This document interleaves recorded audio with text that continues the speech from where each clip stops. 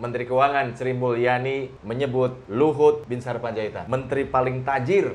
Wah, menteri paling kaya yang kena tarif pajak penghasilan sampai dengan 35%. Ya. Itu nggak main-main itu. Luar biasa. Pajak penghasilan sampai dengan 35%, artinya ketika kita bicara soal itu, ini luar biasa penghasilannya. Sangat-sangat besar. Apa ya yang membuat jadi semakin kaya gitu?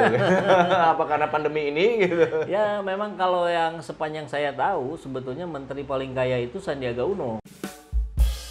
Artinya ada peningkatan yang luar biasa, eksponensial kekayaan LBP selama pandemi ini gitu. Iya, iya. Dan ya memang kita tahu LBP ini pengusaha multi. Betul. Segala dia pegang juga tuh kan. Iya.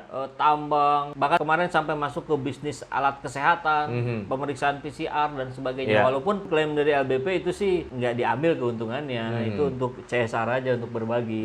Tapi kita lihat data hari ini, LBP ini sudah betul-betul lengkap sebagai profil orang Indonesia yang ideal. Pintar, segala bisa, dipercaya. Nah, Pak Jokowi kan paling percaya ke LBP, segalanya LBP. Iya, Ngurus ini LBP, ngurus itu LBP dan seterusnya. Kemudian juga mampu memanfaatkan peluang. Ini memang contoh seorang pengusaha yang wajib kita tiru ya dalam konteks entrepreneur. Ya, ya, ya, ya. Ya ini konon katanya naiknya pendapatan LBP ini karena di sektor batubara. Oke, migas. Migas Ya. di batubara karena harga melonjak sehingga secara keuntungan juga ikut naik gitu. Ya, Kang ya, Ebul. ya, ya, ya. Ya, memang itu migas itu juga ya salah satu kekayaan yang dimiliki oleh Indonesia ya. Tentu seperti Freeport atau sekarang Kalimantan itu yang banyak dikeruk tambangnya dan itu menghasilkan banyak uang, devisa negara, tapi juga tidak terlepas dari para pemiliknya yang jauh semakin kaya. Ya. Tapi di sisi lain kita lihat di pinggir-pinggirnya atau masyarakat di sekitarnya kok tetap saja miskin. Saya yakin mereka sudah mengeluarkan dana-dana CSR, tapi fakta kita melihat masih banyak ketimpangan yang terjadi di negeri ini. Lord Luhut Binsar Panjaitan. Dia katanya mau jelong-jelong, Kang. Oh. Dia jelong-jelong ke Arab Saudi, Kang. Ke Arab?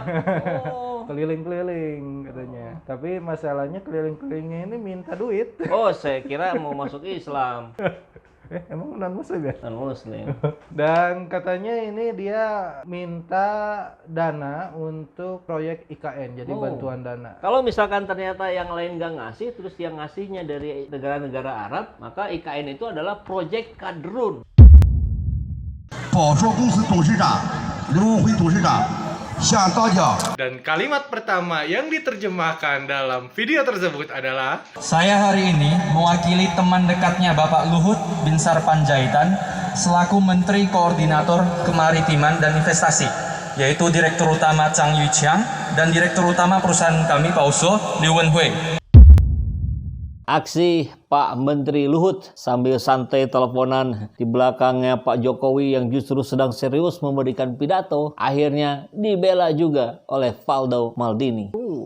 Valdo itu kan staf khusus Menteri Sekretariat Negara, tapi kemudian sekarang bicara atas Menko Maritim dan Investasi. Bisa lintas juga ya. Oh ya, Pak Luhutnya juga banyak lintasnya ya. Jadi kita lihat bagaimana pembelaan yang luar biasa dari seorang Valdo Maldini, kader PSI. Dia menegaskan bahwa Luhut tengah berkoordinasi dalam menjalankan tugasnya sebagai pembantu presiden. Kalau tidak senang sama Pak Luhut, pasti semuanya bisa jadi masalah. Kami sering hadapi kasus begini. Kapan ada seorang menteri asik teleponan di belakang presiden yang sedang berbicara serius, berpidato di depannya? Kapan, Valdo? Katanya biasa. Coba tunjukkan. Tapi yang jelas semua pekerjaan menteri adalah dalam rangka membantu tugas-tugas presiden. Dan Valdo, kalau tugas menteri membantu presiden, Anda nggak perlu jelasin. Anak TK juga mengerti itu. Ini soalnya soal etika bernegara. Kan kalau memang sedang sibuk, harus terima telepon dan sebagainya, apa tidak lebih baik mundur dari jajaran ke belakang, keluar? Kalau itu dianggap sebagai darurat. Itu kan beradu itu suaranya. Saya yakin Pak Jokowi juga terganggu dengan ucapan-ucapan Pak Luhut di belakang ketika dia sedang berpidato.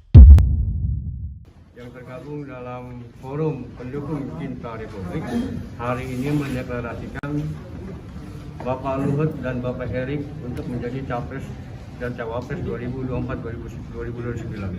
Alasannya karena beliau sangatlah layak dalam menangani segala persoalan bangsa, khususnya yang hari ini ada di tengah-tengah kita, yaitu pandemi COVID-19 ini.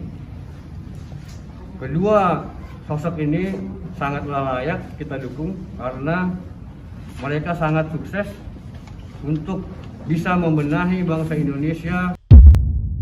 Beberapa bulan yang lalu, Haris Azhar dan Fathia terlibat suatu percakapan di podcast dan mereka mengungkap data-data temuan mereka tentang Bapak LBP yang bermain di pertambangan Intan Jaya, Papua. Dan Bapak LBP resmi melaporkan Haris dan Fathia ke kepolisian terkait pencemaran nama baik. 2 hari yang lalu, Haris Azhar dan Fathia dijemput paksa oleh kepolisian. Hal ini membuat kawan-kawan melakukan protes. Nah, kita simak videonya seperti ini. Yang Fathia dan Haris sampaikan adalah bagian dari kritik masyarakat sipil, kritik pembela hak asasi manusia kepada pejabat publik.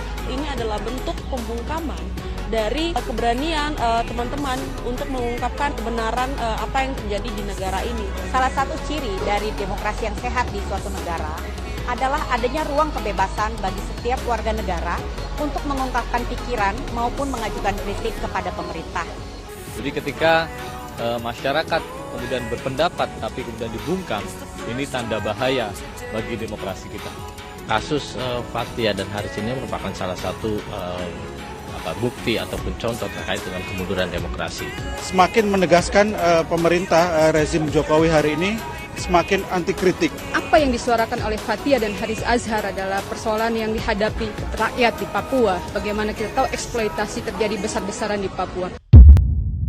Sahabat semua, kita masih ingat dengan persis di awal Januari kemarin Pak Presiden Indonesia bilang soal pasokan batu bara. Saya perintahkan pada Kementerian SDM, Kementerian BUMN dan PLN segera mencari solusi terbaik demi kepentingan nasional. Prioritasnya adalah pemenuhan kebutuhan dalam negeri untuk PLN dan industri dalam negeri. Ini mutlak. Jangan sampai dilanggar dengan alasan apapun.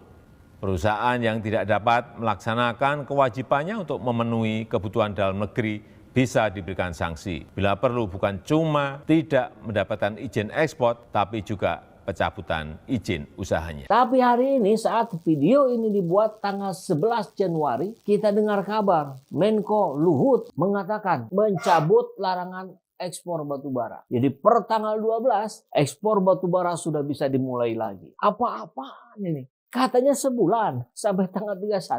Ternyata baru 10 hari sudah dibuka lagi. Ini kok ugal-ugalan begini ngurus negara. Lah terus gimana kalau PLN-nya kemudian jadi padam di berbagai wilayah? Oh itu sudah diantisipasi dengan berbagai cara yang kami lakukan. Kan kurang lebih nanti begitu jawabannya. Ya cuman maksud kita adalah apa-apaan. Ngapain bikin statement Pak Jokowi sebulan dilarang ekspor batu bara, termasuk nikel dan yang lainnya. Tapi belum sebulan sudah dicabut lagi, dan yang mencabutnya adalah Menteri Luhut. Luar biasa.